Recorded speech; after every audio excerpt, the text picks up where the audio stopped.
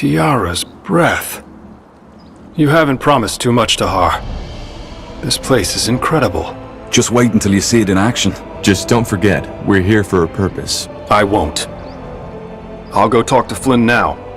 We need to find a good place to set up camp. And, if you want to talk, about the past, then feel free to come by. In any case, with our new allies, we should be able to go look for the stones. Let's talk at the forge. Though it might be wise to look for more support first. We don't know what to expect there. Ah, Tahar. Seems your men have made themselves comfortable. Yeah, they have. But blazes, Tahar. I know I've said it before, but this place is incredible. It's also a very good base of operations. Should we make enemies, and I hope it doesn't come to that, we're well prepared. But I'm guessing that's not what you came here for. You want to talk, right? About what I did 8 years ago? Why did you do it? Why did you tell my father about my plan? Well, what do you want me to say? I did it because back then I still believed in your father's vision. What you, Zane, and Helena were going to do, it just seemed, I don't know, wrong. But that doesn't mean it was an easy decision. Also, I didn't think he'd execute you. Probably naive, I know, but it's the truth. You see, I joined Asamo because there was truth in his words. The masks, the pikes, all that hatred against us defilers that the purity of light is spreading now.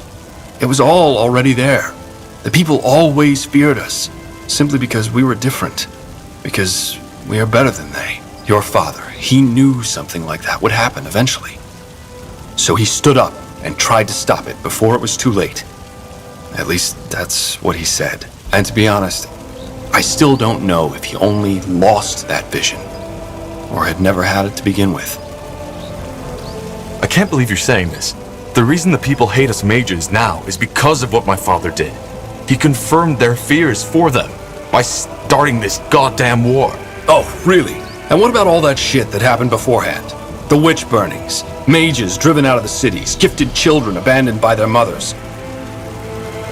Did you just say because we were better? Yes, better. How else should I say it? We cast fire from our hands, heal wounds with a mere thought, so how would you call it? I call it superior. And the ungifted know it as well as we do. But does that mean that we want to kill them? No. We're not animals, we're people, just like they are. Only that we are the lions, they are the cats. We didn't choose to be that way, but it's what nature chose for us. I don't know. But to me, it sounds like you're still trying to justify what you did in that war. That's where you're wrong. It's not all black and white, Tahar. And you of all people should know that. I know I made mistakes. And I've spent the past 7 years making amends. What else do you think the Wayfarers are for? Why else would I have left? And look, I do not expect you to forgive me. I don't even know if I could do it if I were in your position. I remember that back in the rebellion, ancient relics such as the Godstones were your speciality. Is there anything interesting you could tell me about them? Interesting? That depends on what you mean by that. I mean, it goes without saying that what this rune allows us to do is beyond fascinating. Apart from that, I could only tell you the things you already know. How both the Hibernians and Shapers worshipped them and harnessed their magic. But that's about it. So, regarding the Wayfarers, you said that you founded them to make amends. Is that true? And if yes, how did you found them? Yes, otherwise I wouldn't have said it. As to how I formed them, it's a long story. And maybe one we should save for later. I want to talk about my father. I figured you'd want to eventually. What is it you want to know? Do you think it's true? But he was simply crazy. Towards the end, yes. He had certainly lost his sanity. But before that, I still don't know. I've said it before, but there's one part of me that likes to think he was a madman to begin with. And then there's the other voice that tells me that he was merely a visionary who had lost his way. But if there's one thing I know, it's that he was a leader. Whenever he spoke to us, it was electric. To this day, I've never seen someone with his charisma. You sound almost nostalgic. Nostalgic? No. It's just... I've never met someone with that energy. You have some of it, Tahar. I only started to realize that here. But most of it is still asleep. This might sound strange, but do you see any resemblance between him and me? Interesting that you ask. Yes, there were moments where I could not help but notice that certain... something that strongly reminds me of your father. Could you be a bit more specific? Well, I think that the best way to describe it is a sort of look in your eyes. It's somehow distant, but at the same time driven and intense. And it can be both intimidating and charismatic. I believe that it's this energy that helped your father rally the noble houses and all these mages behind him. And ironic as it may be, it might help you with our cause too. My father never told me how he grew up. Do you know anything about that? About his childhood? I'm afraid not. He shared some fragments of his past with me, but probably no more than he shared with you. Now look at that. The fabled Corporal. Good to finally meet you in person. I'm Flynn, second in command of the Wayfarers. I have to say, for someone who only led a puny Nortander division once, you're doing quite a good job leading an army so far. Not that I'm saying I couldn't do better, but still. Anyway, if you come to arm our men, I strongly suggest you do so. But you're armed already, aren't you? Well, yes, with rusty swords and dented armors. I mean with proper equipment. If you give me the coin, I'll send out orders to my contacts in Everlight. It'll improve our strike force significantly. Can you tell me more about you? Rowan seems to think highly of you. As he should. What do you want to know? So, what's your job in the Wayfarers? Well, let's just say that I know a great deal of people. And I can also handle myself in a fight. What did you do before the Wayfarers were formed? Depends on how far before we're talking. I did some jobs here and there and then joined the military.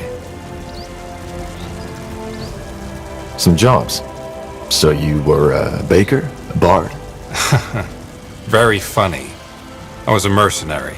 And then you joined the Royal Army? Yes, I was even part of the Wolf Guard for a year or so. Really? How come we never met? Because that was way before your time. I know I don't look it, but I'm quite some years ahead of you, Tahar. I served under General Noria, under Sentenza, before that disaster at the Iskander Fortress. How come you left? Well, there were a couple of reasons. In a nutshell, I didn't agree with some of the things Sentenza made us do. So I deserted, just like you. I'm not a deserter. I got framed. Yeah, I know the story. Sorry if I offended you. Anyway, after I left, I went back into the mercenary business for a while. Then the Mage War broke out, things went to shit, and I went into hiding. Finally, a year ago, I met Rowan, and he told me about his idea. I immediately agreed. Doing good while not being bound to uniforms, orders, and morning drills was something I'd always wanted to do. I simply didn't expect anyone else to share that vision. I want to buy some better equipment for the Wayfarers. Music to my ears. What did you have in mind? I must say, I am impressed. With Mullendir? Yes, it's quite a sight. I still can't believe we're the first ones who found this place. It seems unlikely, yes, but yet it happened. Iskrim, the dwarf, told me about it. He said that the rock illusion shielding the entrance vanished as soon as you spoke the words, and that it did not react to Iskrim himself. Tell me, Tahar, what do you make of that? I don't know. It might have been coincidence. That is true. I believe we stand on the verge of a change. Things have happened, Tahar. Things, the extent of which we have not even come close to comprehending. And they have set something in motion. How do you know this? Are you some kind of medium? A medium? No, quite the opposite. I am an observer. As you have undoubtedly noticed, I lack the, let us call it emotional intensity most people display in their daily lives. That can be a challenge, but it also allows me a unique perspective on the world. And to me, it is evident that the war your father started has done more than simply given birth to the purity of light. It was the first pebble in what will soon become an avalanche. You're talking about the Bloodburn. Among other things, yes. But as I said, there is more to it. All this, your journey, your role in what Rondar Lacane believes to be a vision sent by Aenir. It is only the beginning. But let us continue this discussion when I can give you more than vague, semi-prophetic statements. All right. We'll talk later. Why? When? When something comes up. I'll go prepare for our next mission now. Understood. Yes? What is it? Where did you grow up? You don't look Nortandian. I do not. That is correct. I grew up in Imperia. Imperia? That's a long way from here. I know, but I hardly have any memories. My parents fled from the Civil War and set over to Northander when I was only 4 years old. So you were refugees? Yes, much like many Nortandians are now. We lived in the Utran lands, and my parents are still there. What's it like to live in Northander as an Empyrean? Well, it was my impression that Utran people are by nature a lot more skeptical towards outsiders than, for example, the citizens of Everlight. All in all, however, I cannot complain. Both my father and my mother found work quite quickly, and thanks to my occupation as first scholar of the Creators Guild, they now live a quite comfortable life. And when did you discover your magic? At a very early age. I believe I was 7 at that time. I must have had an outbreak, but I can hardly remember any of it. All I know is that my mother's employer, who was a mage himself, immediately took me in. I went to Everlight when I was 10, and did not leave there ever since. Until now. Interesting. You're the first Empyrean I've met. I am not surprised. I've noticed that you use both white and black magic in combat. I've never seen anyone do that before. Don't the two schools exclude each other? Normally, yes. The essence of white and of black magic deeply oppose each other. Trying to combine both of them usually has a similar effect on a mage's mind as adding water onto a patch of burning oil. I, however, never had that problem. The first time I found out was at the Arcane University in Greyfell, where I studied.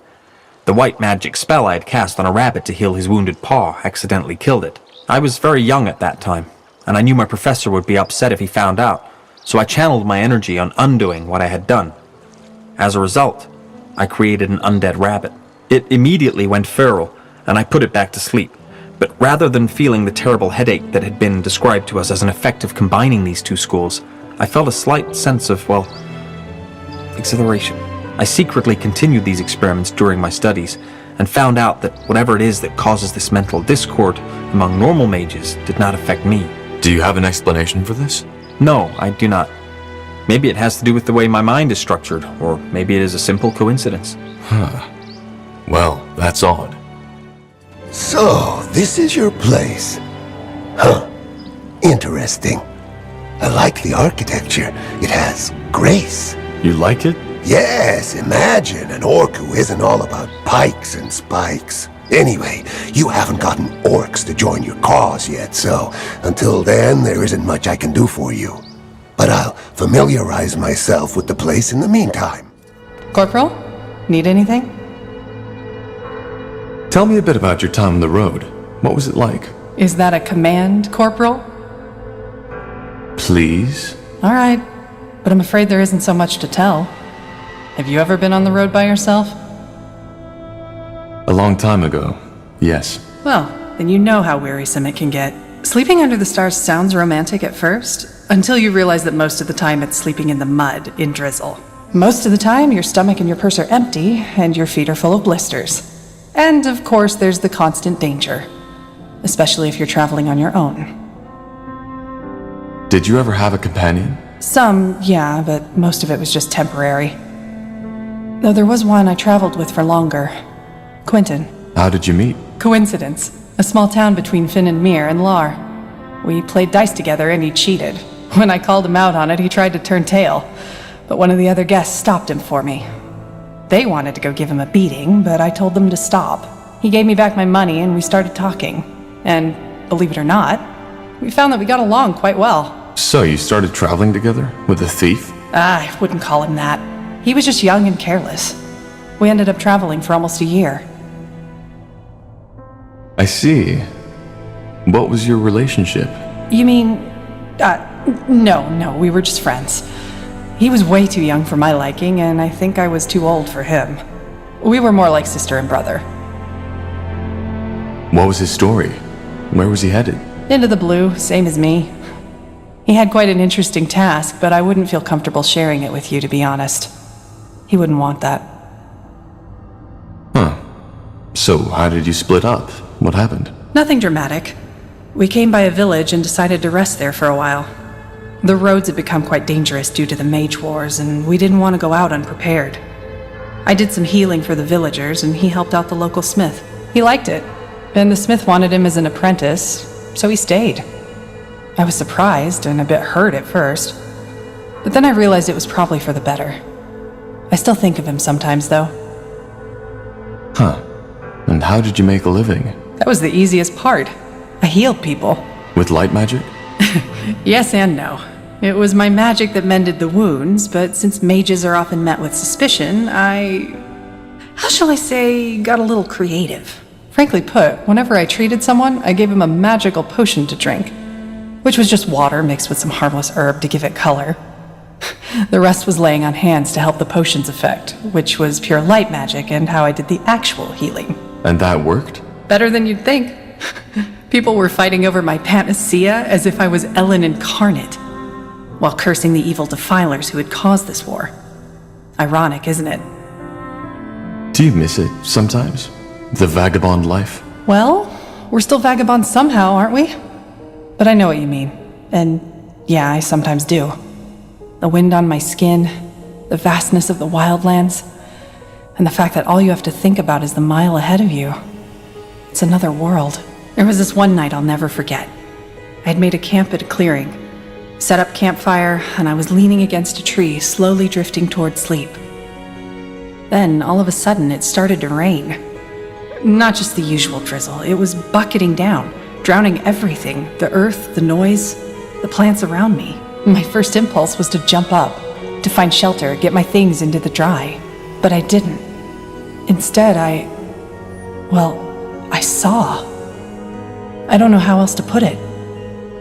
All of a sudden, there was this deep sense of peace, as if all my life I had been chasing something without knowing it myself. And in that moment had found it. So I just watched. I sat there, and I watched. That feeling lasted until the sun came up. And then I fell asleep. When I woke up, it was gone. That sounds beautiful. And a bit dramatic. But yeah, it was beautiful. I've never felt something like that again. And what do you make of it now? Truth be told, I don't know. But it changed something. Even though I cannot say what it is. Tahar, may I help you with something? What exactly is it that fascinates you about the Shapers? Oh, Tahar, that's quite a topic. I don't mind sharing, but are you sure you want to go there? I am. Tell me. All right. Well, where do I start? You see, the Shapers have always fascinated me. They're all over Io. These remnants of a once so glorious civilization. Yet for some reason, so many people are almost oblivious to it. On the one hand, of course, that's very sad. On the other hand, it also makes it a lot more exciting. It's like I'm a treasure hunter, only that everyone else fails to see the treasures around us. Tell me, Tahar, when seeing all of this, don't you sometimes feel like you're exploring a childhood dream? The kind of world the poets and the bards always spoke of? The Shapers are dangerous. Just think of that Steel Guardian we fought to get in, or the Ghost Watchers. Not what I'd call a childhood dream. Well, yeah, but it doesn't take away from the wonderment, does it? But this childish fascination was only the spark. The more I studied the Shapers, the more enthralled I became with their culture. Did you know that at the pinnacle of their existence, they ruled over all of Io? A global empire with no one to oppose them. You seem to consider that a good thing.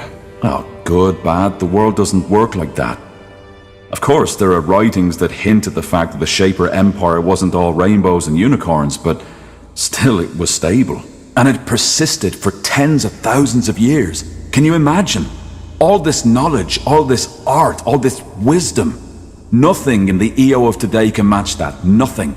It's like comparing a sea full of secrets with a puddle of muddy water.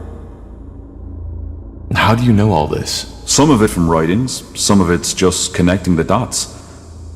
I know how many scholars are out there at the universities giving their talks about the inscrutable empire, but it's not nearly as inscrutable as they say. Their problem is they're trying to understand the Shapers by reading books and dusty tablets. That's not how it works. You need to get out there, into the field. And even if it takes years of fruitless digging, eventually you're bound to stumble onto something. Another piece of the mosaic. Very poetic. Because it is. My father always told me the Shaper Empire relied a lot on slaves. What?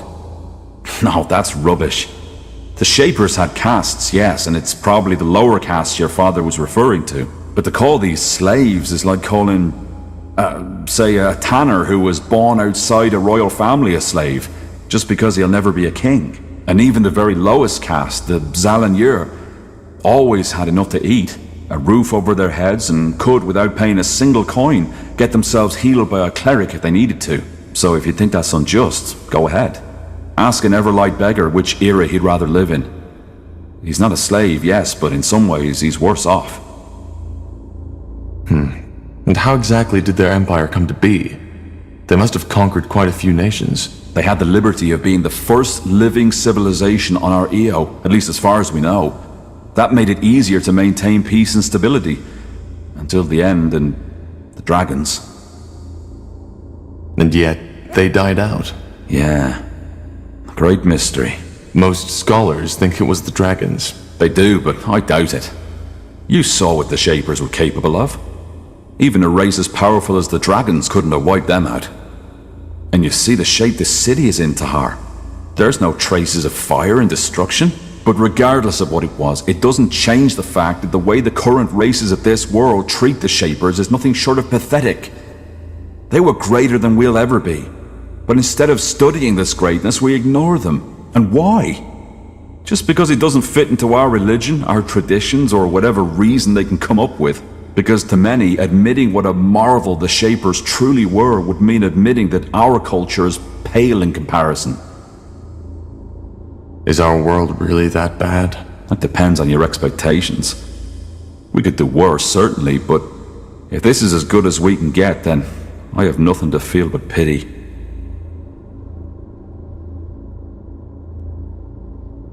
Maybe you're right. There's a lot we could learn from the Shapers. Well, I'm sorry you feel it that way. In any case, I suppose you found your answer, haven't you? This is what fascinates me about the Shapers. They're a reminder of what we could be, if only we wanted to. I see. Well, thanks for the explanation, Iskrim. I appreciate it. For decades, the Mohir elves, exiled from Finan Mir, have roamed Io in search of a new home. In Nortander, they were promised lands of their own. But as the Mage Rebellion arose, they were quickly forgotten. Now, years later, they have taken shelter in a nomadic settlement in Leafshade, a dense, dangerous jungle amidst the no-man's land between Utran and Wolfgar. All right. The Morhir settlement should be a little further to the north. How long have the Morhir been living here? Well, they left Finan Mir about 30 years ago, and they were sent to settle here 8 years after their arrival. So that's 22 years now.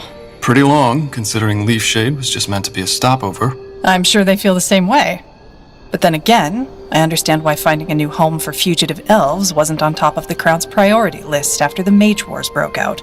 All right then, what's the plan? Well, I suggest we try to find their settlement first and then talk to their scryers. They're the ones who make the decisions. Good. Then lead the way. Is this the village? Should be. And don't ask me why there's no one guarding the entrance. Let's take a look around. Another human? Well, isn't that great? We're just... No, say no more. I know why you're here. Looking for some nice elven kin to enhance your bloodline, aren't you? What? Yes, that's what I thought. Well, why don't you join your fellow crossbreeders in the Wolfgar lands? There you can copulate all you want. Now sod off. Tell me, Arlen, where was Ellen in all those years when our people were on the run? Just face it, she never helped us. None of the Guardians did. Well, maybe they would have if it weren't for heretics like you. We are Ellen's children, all of us. We are the children of our mothers and our fathers, for heck's sake. If you are so pious, then why did you leave Finn and Mir in the first place? What we need is rationality and reason, not praying to the gods that have left us. Heresy, Varden. This is heresy. What? Who are you? Who let you in? The gate was unguarded. Really? Next thing you know, this place is being overrun by undead because the guards have all gathered to hear us bicker. You're from Gravefell, aren't you? I recognize that accent. I'm Arlen Finriar, first scryer of this settlement. What do you want? I'm looking for allies, but let me start from the beginning. Ah, so you're Isamo Taha's child. Well, you're lucky, I believe, that the Guardians have given us all a free will. I can see that you're nothing like your father, and it's true that the bloodburn has to be ended. I can agree with those crazy cultists on that much. So you're going to help us? I would if I could, but as you may have gathered by now, we have our own battle to fight here. Ellen has cursed us. Who is the other elf? The one you were arguing with? A misguided fool. And sadly one with a very influential father, who made him the second scryer of this township. Does this town have a name? It does. Lathwain, which roughly translates as respite. Respite? Sounds kind of temporary. Well, it is. I don't know how familiar you are with our history, but after the Finnanmere exiled us, we were promised lands by the Queen. Then the Mage Wars came, and understandably our promised home wasn't of importance anymore. That incident in Leonon won't make the Lord Marshal more sympathetic to your cause. You broke the White Mist Treaty. Yes, and it was a horrible mistake. But the people were scared, particularly because Merilith did an excellent job at instilling fear and telling them that our little problem could be fixed by sending a group of scholars into Nortander territory. And what good did it do? Nothing. You'd think that this failure would have shown the Moria how incapable Merilith is as a leader, but sadly, it didn't. This looks like a nice enough place, though. Well, save for the undead roaming through the forests and attacking us each night, yes. I see. So Leafshade is only a stopover? Yes. We will find our true home someday. I'm sure of that. Ellen has cursed you? Yes. Our lands are withering, and every 1 in 10 elves loses his mind. Their eyes turn black, they salivate like animals, and attack everything in sight. And you think Ellen has inflicted this curse upon you? I know. You see, since we Moria left Finnanmere, more and more of our people have fallen away from our faith. Some even blame the Guardians for our exile. I don't know how familiar you are with the history of our people, but briefly put, we were cast out of the Finnanmere Empire after we expressed doubts about the Elven Council. So they exiled you? Yes, I know the story. Exactly. They simply cast us out like an unwanted child. As you can imagine, the years we spent on the road searching for a new home were strenuous. And as a result of that, more and more of our people lost faith in the Guardians, which is ironic, since our faith was one of the reasons we were cast out in the first place.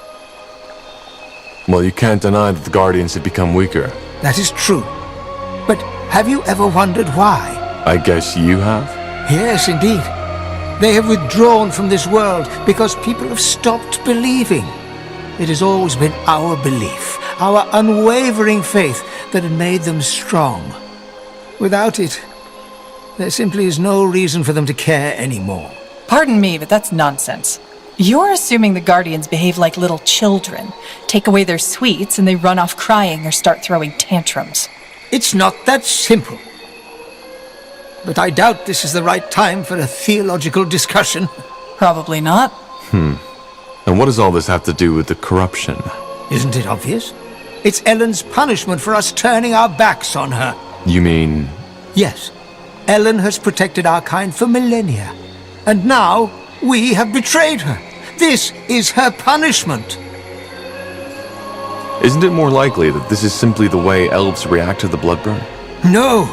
Although rare, there have been cases of bloodburn among the Moria too, and they display exactly the same symptoms as humans. Varden Merilith simply likes to ignore that because it doesn't fit into his nice little theory.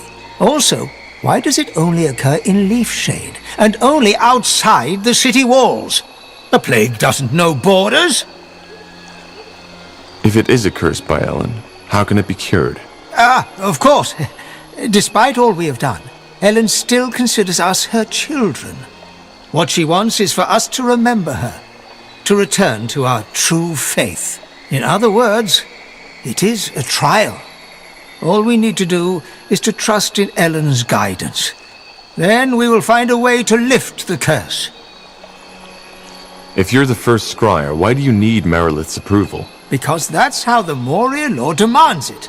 The Council has to come to a mutual agreement, otherwise we cannot take action. What do the other scryers think about that? How many are there? 4.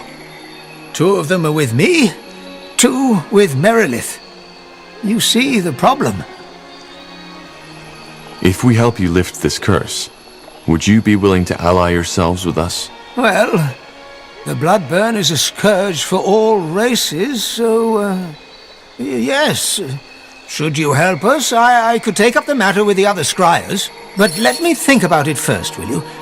This isn't something I can decide on the spot. Salangar. A pure blood. Just when I thought this day couldn't get any better. Not what I'd call myself. I haven't been in Finn and Mir for 8 years. Is that so? Well, who am I to judge? Who let you in? There weren't any guards. What? Great. Just great. This is getting better and better. But please, forgive my manners. I'm Varden Merilith, second scryer of Lathwain. Who are you? And what do you want? Are you with the soldiers? Soldiers? The army folk. But if you have to ask, I suppose you're on your own. Tell me then, what brings you here? That's a long story.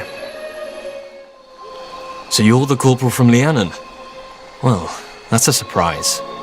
I know the story, and once more I would like to apologize for what Scryer Elion did. She should not have opened fire. And also, I would like to express my admiration for your courage. I know you refused to carry out the order your general gave you. How? A scout observed the conversation you had with that man. Either way, your story sounds bizarre, but I don't think you are lying. And after the events in Lianon, it's only fair if we help you now, to make up for it. Not to mention the fact that the bloodburn needs to be stopped. So you'll provide us with troops? It's not that simple. I have to bring up the matter before the other scryers, and they all have to agree. But not now. We currently have our own sack of problems to deal with. Are you the leader of this place? One of them, yes. I'm the second scryer, and the Moorhere Council is made up of 6 scryers in total. 7, actually, but our eldest passed away recently.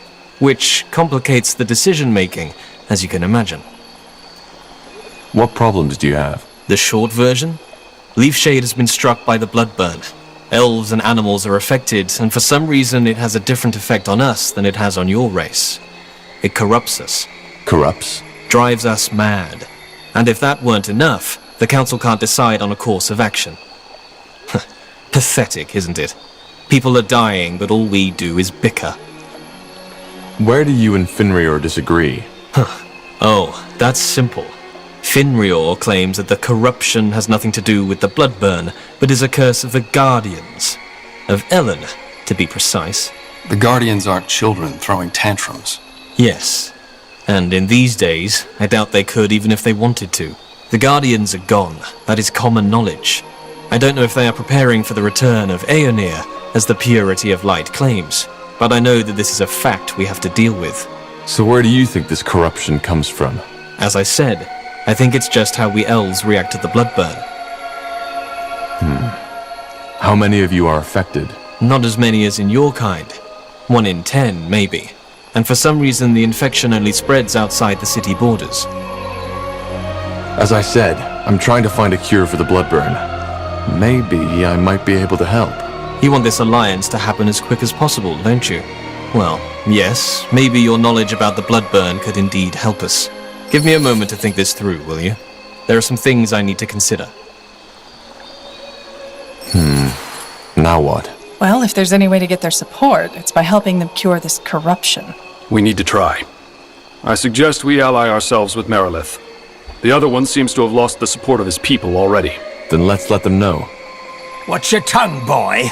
I was already a scryer when you were still sucking on your mother's teat. That's your argument? Yes. I'm tired of seeing you spit on our traditions, spit on everything that has made our culture into what it once was. Just look at where we stand, Varden. We're refugees in a makeshift town in a bloody rainforest. And we're dying for heck's sake. We're pathetic. But instead of facing the truth, we've turned our backs on the only one who still cares for us, Ellen. Salagar, this is getting ridiculous. If nothing happens, we'll still be arguing in our graves. Tell me, your offer, does it still stand? An outsider who isn't dependent on the councils could be just what we need. As I said, I'm happy to help. Good. Blazes, you have no idea how good it is to talk with a person of reason for once. Come, let's discuss this elsewhere. That's better. Blasted, isn't it incredible how this old man is unwilling to see reason? From his point of view, you're the one who's being stubborn. He seems to be a very pious man. There's a difference between being pious and being deluded. Anyway, all the better you're here. Let's discuss how we proceed. What we need first is proof to convince Arlen. As long as he insists on fighting that plague in prayer shrines, we cannot take any real action.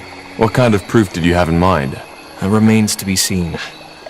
First of all, scout Leafshade's surroundings. Just like the bloodburn, the infections don't follow a clear pattern, but all of them took place outside the city walls. I will mark the place on your map where the activity has been most extreme. Secondly, there's a human military outpost nearby. To investigate, you'll need to ask for permission to cross their borders. After the disaster in Lianan, the last thing we want is another breach of our treaty. Who are these humans? As I said, I believe they are from the Royal Army. So far, our contact has been sparse, but they seem to be peaceful. If it really is the bloodburn, what makes you think there is a cure? I've asked myself the same question. But then I realize there's no point in worrying about it as long as that old fool is sabotaging our attempts to stop it. If the jungle is corrupted, isn't it dangerous for us to scout it?